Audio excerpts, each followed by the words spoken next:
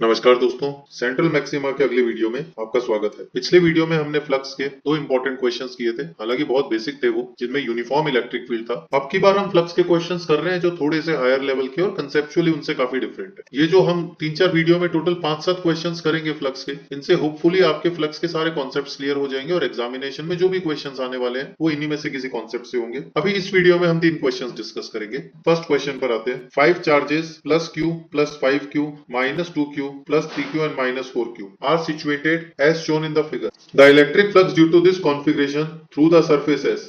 ये जो आपको व्हाइट बाउंड्री दिख रही है ना, इसको सरफेस एस बोला गया। अब देखिए, किसी भी क्लोज सरफेस में से जो टोटल फ्लक्स की बात होती है, अगर टोटल फ्लक्स की बात हो रही है क्लोज सरफेस से, तो only inside charges will be responsible, outside charges total flux में कोई कंट्रीब्यूशन नहीं करते। ये वाले जो बाहर रखे हुए चार्जेस, इनकी वजह से जितना फ्लक्स आएगा उतना फ्लक्स बाहर भी जाएगा। ध्यान रखिए, ऐसा नहीं है कि इनकी वजह से किसी भी सरफेस के एलिमेंट से फ्लक्स पास नहीं हो रहा है, बिल्कुल हो रहा है। इसकी वजह से भी हर सरफेस के एलिमेंट से फ्लक्स पास हो रहा होगा, लेकिन आउटसाइड चार्जेस की वजह से जितना पॉजिटिव फ्लक्स का कंट्रीब्यूशन होगा उतना ही नेगेटिव फ्लक्स का कंट्रीब्यूशन होगा। इसीलिए नेट फ्लक्स का कंट्रीब्यूशन आउटसाइड चार्जेस की वजह से 0 होगा, केवल इनसाइड चार्जेस की वजह से होगा। अब इनसाइड टोटल चार्ज है इसमें 5Q, Q और minus 2Q। So total charge inside वाला, जिसको Q एनक्लोज्ड भी कहा जाता है, that is equal to 5Q plus Q minus 2Q।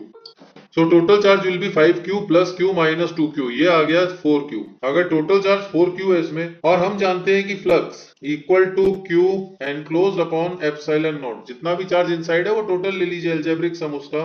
Total charge अंदर है 4Q upon epsilon not. So answer इस केस में बी आ जाएगा। आई होप ये आसान सा क्वेश्चन आपको समझ में आया होगा। ऐसे ही एक क्वेश्चन पे आते हैं अपन। Next question, C1 and C2 are two hollow concentric cubes, charge 2Q 3Q दिए हुए। देख लेते हैं कहां पर रखे हुए हैं। Enclosing charge 2Q and 3Q respectively, the ratio of electric flux passing through. देखो, इस केस में 2Q ना यहाँ अंदर कहीं रखा हुआ है और 3Q यहाँ कहीं रखा हुआ है। अब जो C1 अंदर वाले को मान रहा हूं मैं और C2 बाहर वाले को मान रहा हूं। सो C1 के अंदर चार्ज एनक्लोज, अभी हमारी बात हो रही थी कि केवल वो वाले चार्जेस काम में लेने आपको टोटल फ्लक्स के लिए जो चार्जेस उसके अंदर एनक्लोज्ड है क्लोज सरफेस के। सो C1 क्लोज सरफेस के अंदर चार्ज एनक्लोज्ड है, केवल 2Q 3Q उस पे कोई भी कंट्रीब्यूट नहीं करेगा नेट फ्लक्स में। सो फ्लक्स C1 से आ जाएगा 2Q बाय एप्सिलॉन नॉट, और फ्लक्स C2 से आ जाएगा, C2 के अंदर टोटल चार्ज एनक्लोज 3Q और 2Q दोनों मिलाकर है, that will be 5Q by epsilon naught. That means ratio 5:1 by 5:2 will be 2/5। Answer is A.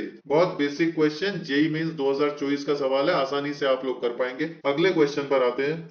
Two charges 5Q and minus 2Q are situated at the points 3A, 0 और minus 5A, 0. Electric flux through a sphere of radius 4A. देखो, अगर इस sphere की radius 4A है centre origin पे, तो ये वाला चार्ज इसके अंदर आएगा और ये वाला चार्ज इसके बाहर होगा। इस क्वेश्चन में केवल ट्रिक इतना ही था कि कौन सा चार्ज अंदर और कौन सा बाहर है, क्योंकि आपको पता है केवल इनसाइड चार्जेस ही नेट फ्लक्स में कंट्रीब्यूट करते हैं, और इनसाइड चार्ज इसमें अंदर केवल 5Q है। Hence total flux will be 5Q upon epsilon naught. Second one is the answer. So ये 3 क्वेश्चंस एक डिफरेंट कॉन्सेप्ट पर थे फ्लक्स के।